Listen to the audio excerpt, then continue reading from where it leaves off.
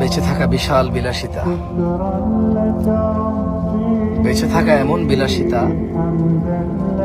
বেঁচে থাকা আল্লাহর এমন নিয়ামত যে মানুষ সুবহানাল্লাহ বললে আসমান আর জমিনের খালি জায়গাটা নেকিতে পরিপূর্ণ হয়। মানুষ আলহামদুলিল্লাহ বললে নেকির পাল্লা ভারী হয়ে যায়। বেঁচে থেকে মানুষ আল্লাহুম্মা সাল্লি আলা মুহাম্মাদ দুরূদ পড়লে 10টা নেকি হয়, 10টা গুনাহ ক্ষমা হয়, মর্যাদা বৃদ্ধি হয়, ওর প্রতি রহমত নাজিল হয় 10 বার।